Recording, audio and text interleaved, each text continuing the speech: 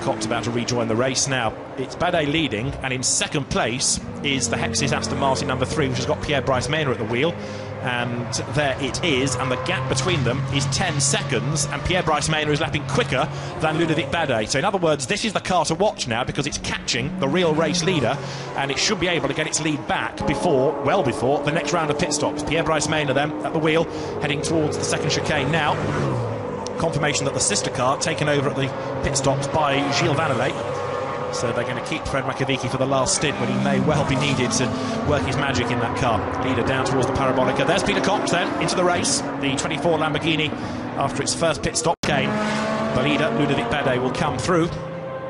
And the lap that he has just done is a 1:52.9 and 9/10ths quicker. Pierre-Brice Mena. The gap is 9.5 seconds now. So the battle is being joined well and truly for the race lead once again, isn't it? As 31, the Georges Cabin Lamborghini Gallardo goes down towards the first chicane. Gregory Gilbert having taken the car over. Pierre-Brice Mena accelerates now from the first chicane, hunting the leading Ferrari, trying to reduce this gap of 9.5 seconds. So the first hour of the race seemed to be Audis versus Aston Martins. Now, because of the way the fuel has panned out in the pit stops, you've got the number 20 Ferrari leading, having been there or thereabouts in the top 10, but it's being reeled in by this Aston Martin. Pierre-Brice Mena hustling on as he turns now out of the second of the chicanes up towards the two Lesmo corners. Pierre-Brice Mena then the race leader, runner-up in the European GT3 Championship back in 08. In 09 he was third in the championship. The former kart racer and single-seater racer, also the French Caterham champion back in 2008, is hustling on now to try to catch Ludovic Badet. A more experienced GT racer is Pierre-Brice Mena, to be fair.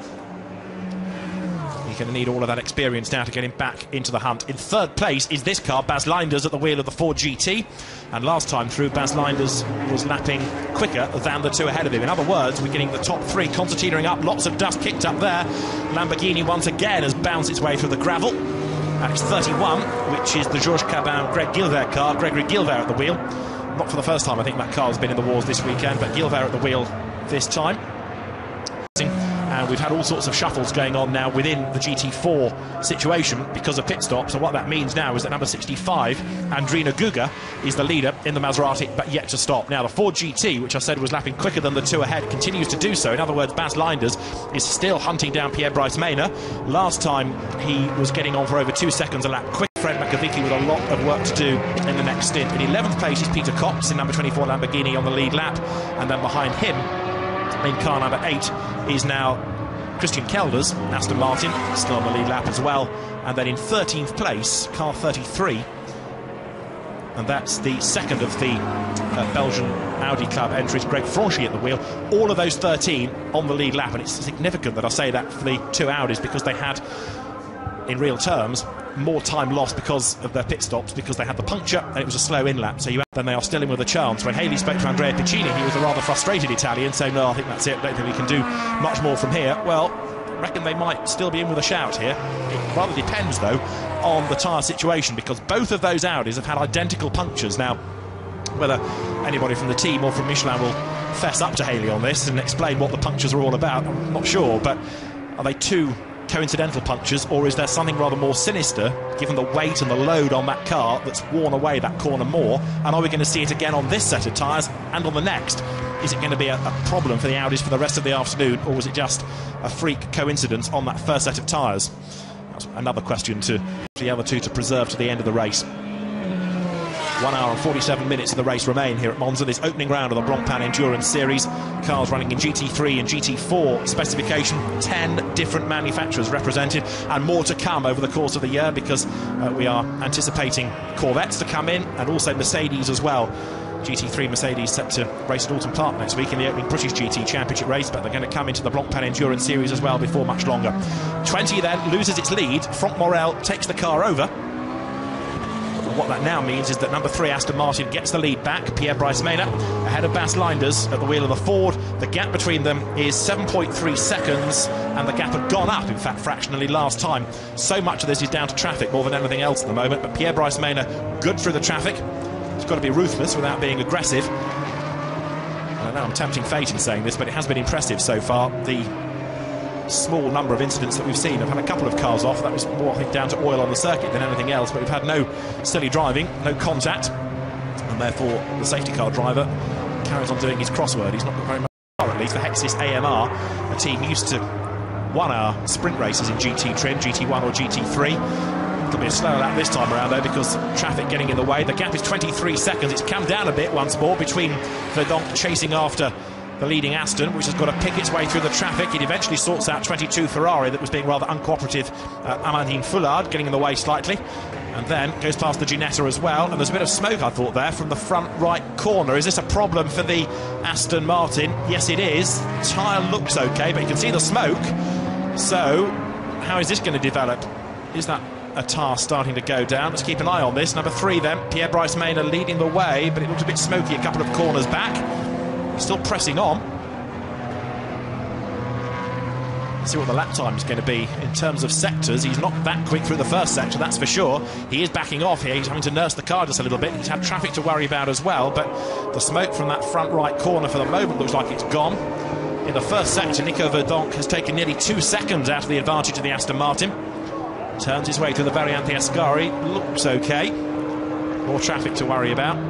Devish Fagley's Maserati, the white car just ahead there, having to be negotiated. The Aston Martin pounces from behind, dives past the Mazda, gains the place on the track, still leads the race outright down towards the Parabolica. And we're being told that number 3 does have a flat tyre. It's come up on the timing screen, so even though he's lapping cars, the timing screen is saying it's got a flat tyre. Is he going to stay out there? Needs to get the tyre change if it is going down. Yep, it's proof there as he puts on the opposite lock that it's a slow puncture, I would suggest. But Pierre-Brice Mena is going to stay out for another lap, which might be heroic, it might be foolhardy. Let's see how it pans out. If he can nurse it with this problem, it might be worth staying out. But if it goes bang and he's going to lose the car or lose a lap or lose lots of time, then it'll have been the wrong thing to do. Down towards the first chicane and somebody locking up ahead of him as well. But Pierre-Brice Mena darts round the Nissan of Jordan Tresson that's had a spin. That car rejoins, and I think he's just going to be okay to hang on to its place within GT4. Yes, it does. You've got the Mansell Lotus behind. The gap will have come down as a consequence of that spin. But as the leaders make their way then towards the second chicane, once more the smoke is there from the front right corner of the number 3 Aston Martin, as we saw it on this part of the circuit a lap ago. We're still being told it's got a flat tyre. The car is still going. We're also getting a report that Nico Verdonk has had a spin and continued. That's the man that's chasing after him. Well, the gap had come down anyway. Nico Verdonk 20 seconds adrift. I haven't seen the spin, but it's on the timing screen to tell the teams that car 1 had spun and rejoined. Well, there's the race leader, Pierre-Brice Mena then. 20 seconds to the good he was at the start of this lap, but for how much longer can he stay out there? Ahead of him on the road is the Jack Gerber Matt Griffin Ferrari that was in the gravel at this corner earlier on in the race. Matt Griffin is at the wheel, and 21st is where the car is now. Well, Hexis AMR will have looked at the timing screen. The message, incidentally, about its flat tyre is now gone, but they're ready for a pit stop. But there's the new set of tyres. So Pierre-Brice Mena looks like he's going to be relieved early of his duties, and that will put Julian Rodriguez in, potentially for a very long last stint of 1 hour and 21 minutes, which might be a bit too much, in as much as the speed of Rodriguez is not really on a par with the other 2 drivers in that car. Again, sideways coming out of the Parabolica. Is he going to complete the lap? Yeah, he is, not coming in. So Pierre-Brice Mena stays out. If he feels he can drive around the problem, it's worth staying out, I suppose. And the lap time is still pretty good. It's a 1:52.9, which is on a par with what people around him are doing. So the team, for another lap, stand down. Down to the chicane goes number 3 Aston Martin, leading the race, but with this problem of the smoke. Well, from 8th place that car, and it's probably the right thing to do, to be fair, because it wasn't making progress, and if they put Makovici in it now for a long last stint, then he does have a chance of gaining ground. It's still on the lead lap. They should be able to stay on the lead lap once this next series of pit stops is unwound. And remember, of course, that the Aston Martins were pretty good on fuel, but it looks like number 3 is still being expected into the pit lane. That car did 29 laps in its first stint. It should therefore be able to get to lap 58, but I think it's going to have to come in early. Whatever this problem is on the front right corner, we've seen that smoke. Now another 2 laps, and Nico Verdonk's car should be in as well. That did 27 in its first stint. It should be in another 2 laps' time. There is number 4, Fred Makovici, strapped in. New tyres will go on. It loses a lap, and there you can see another lap is completed by Pierre-Brice Mena, who works his way down towards the first chicane. And there, 46, just going a lap down, is the car that started on pole position, which finally has Mirko Venturi at the wheel of it. And now I think it's going to absolutely fly, because he was quicker than anybody in any of the 3 qualifying sessions that we had earlier on in the day. And now Mirko Venturi strapped into the car, well worth watching. Fred Makovic released then from the pit lane. And also coming into the pits, number 22 Ferrari yet again, Amandine Fuller, to hand over to Lionel Comol. There's the leader, Pierre-Brice Mena. 19.7 seconds ahead last time of the charging Ferrari in the hands of Nico Verdonk. Can he hang on to this gap before the next round of pit stops? Looks like he can, but he's starting to have to nurse that car a little bit. Last time he was in the 53s.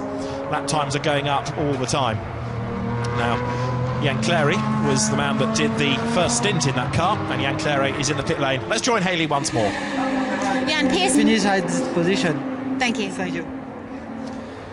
So Jan Clary not too worried about the situation. Hexis AMR, of course, looking at the same pictures that we've been looking at, will be aware of what may or may not be wrong with that. Certainly Pierre-Brice Mena is having to work a bit harder. The car there looking very, very skittish as it comes to the Parabolica, and he pits this time, in fact. So darts for the pit lane. He's going to lose the lead. That's going to give the lead to number 1 Ferrari for the first time in the race, that would be. And this is an early pit stop in real terms, because we know that number 3 could have got as far as lap 58. Instead, it comes in at lap 54.